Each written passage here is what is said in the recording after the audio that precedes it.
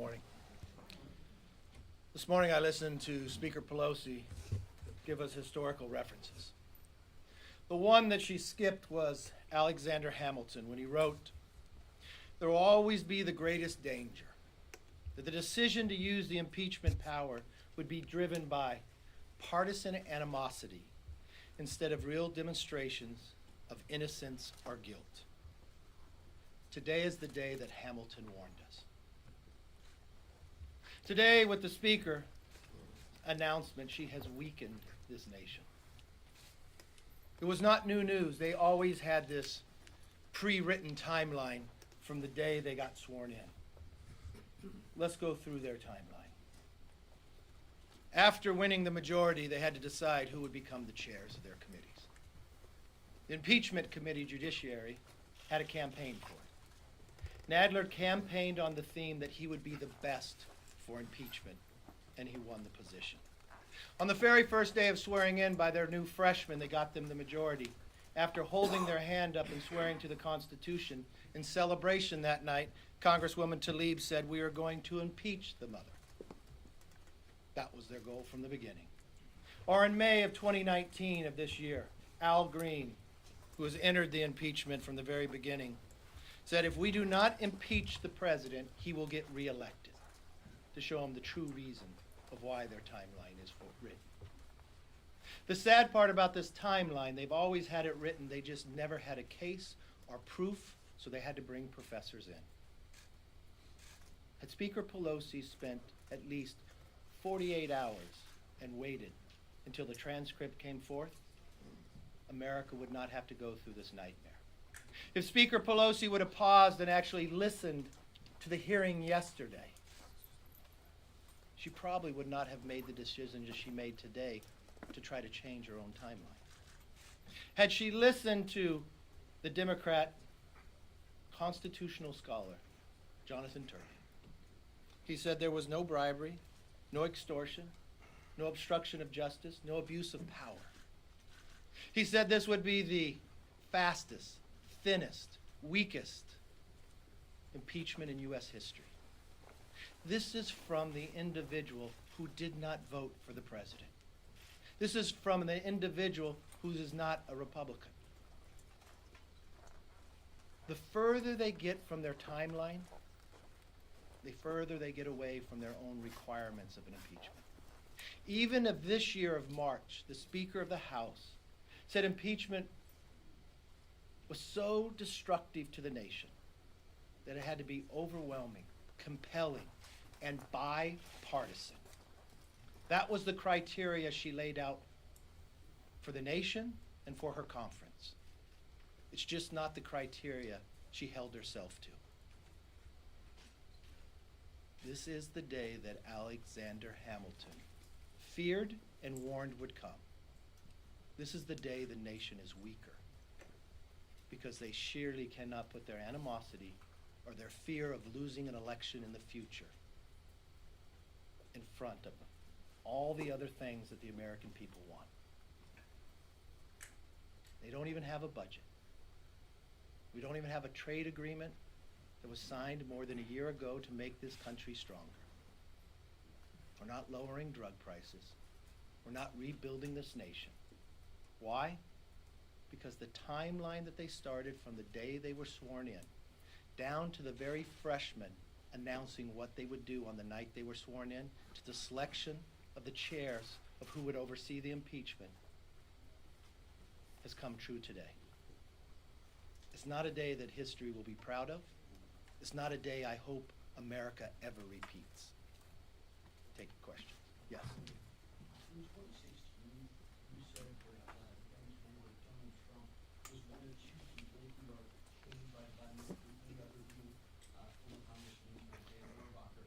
Do you still believe that Biden? I didn't believe it then. It was a joke, and you took it to the extent that's not, and that's really embarrassing that you would even ask that. Yes. You mentioned that Speaker Pelosi offers ways to move for bipartisanship. Mm-hmm. Can you guarantee that there will be no defectors here, the Republicans will be united? I don't need to guarantee. I'll show you the vote. If she laid out a criteria, the Speaker of the House, telling the American public of March of this year that impeachment was so divisive that it would divide the nation, that the only way we could move down that it had to be compelling, it had to be overwhelming, and it had to be bipartisan. Well, we've had that vote on the floor for an impeachment inquiry. And the only bipartisan vote that turned out there was not to move forward. So the standard that she gave to the nation, that she gave to her own conference, she will not hold her own self to. Why? Because she wrote this timeline before she was even sworn in for president. She picked the committee chairs based upon what she wanted to accomplish in the timeline.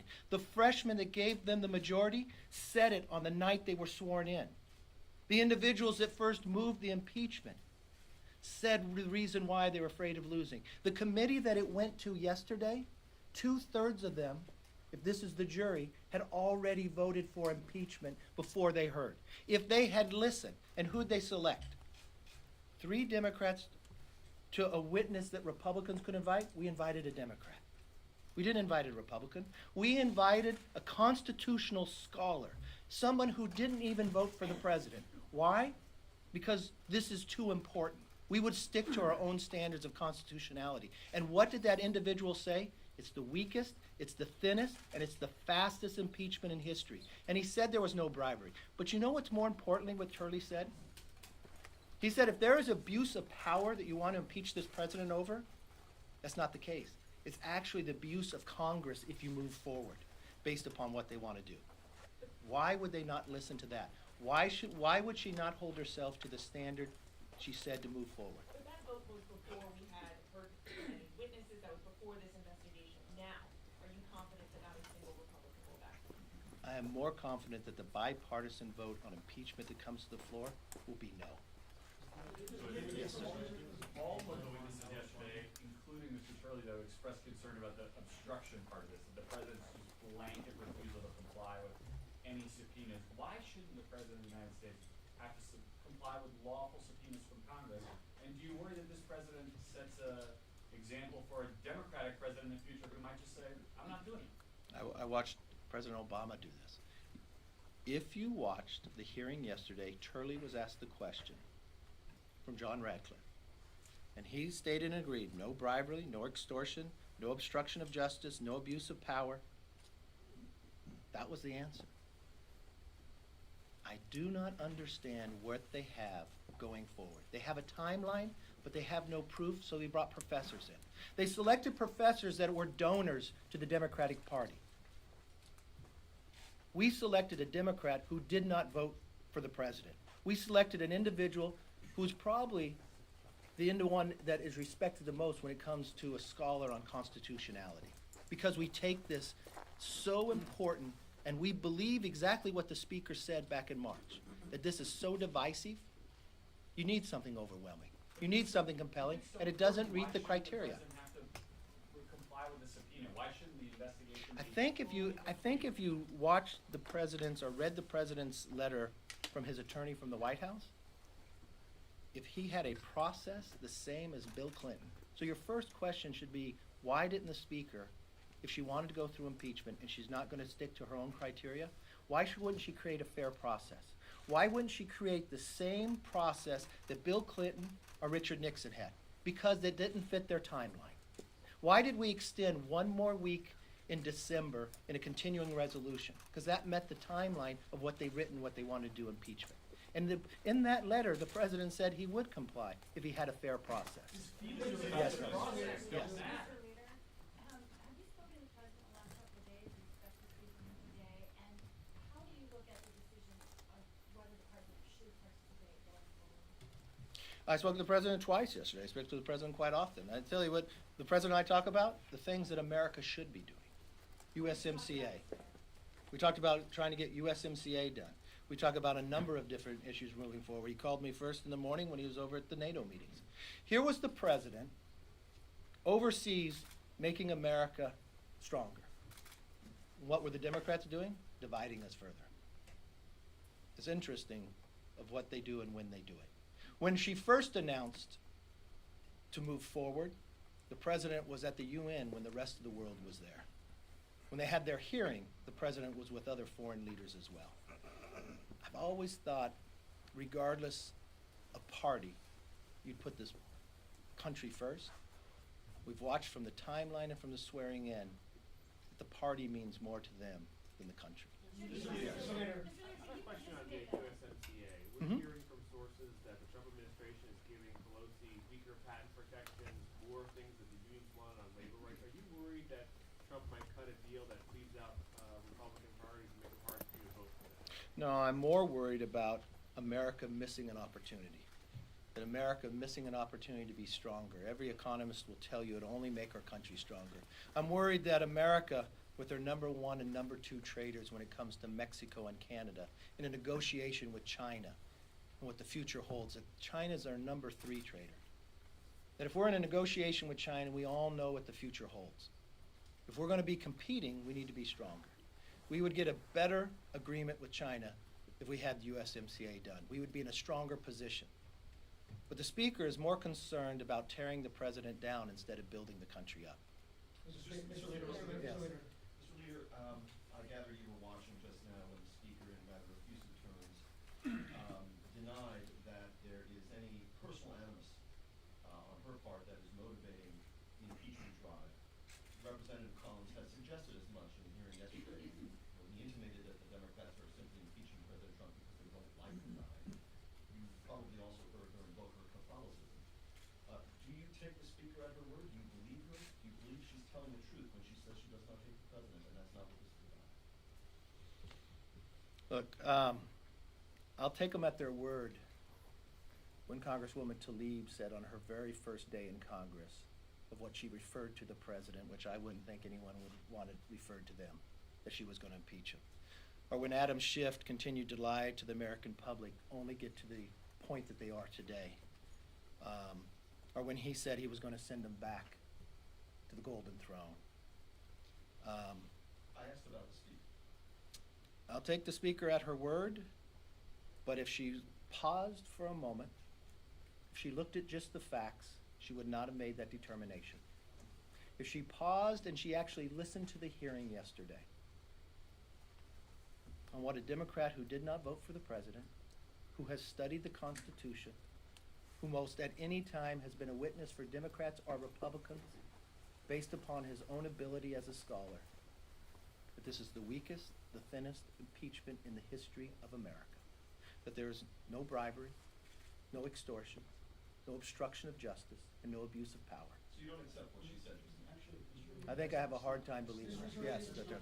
been saying, that Republicans have been saying this facts are disputing. One of the facts is not is the President did in fact ask the Ukrainian president to investigate Joe Biden.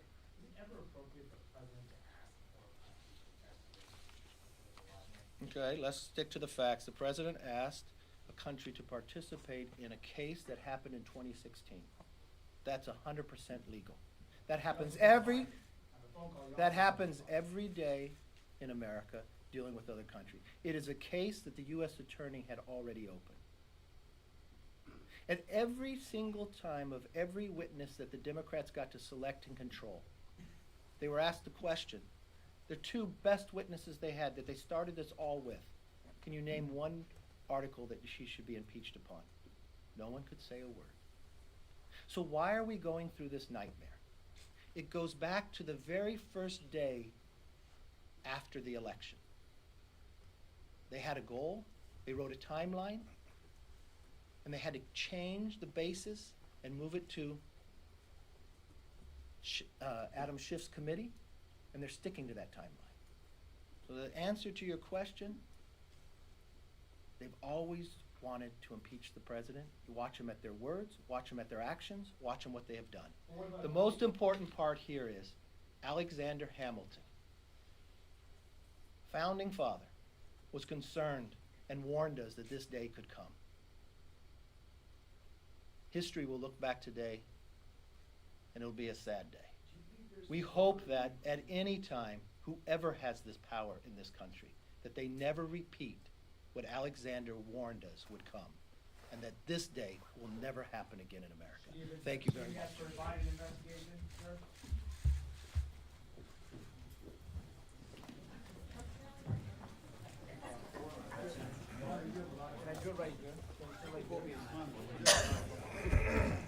Are we dialing in?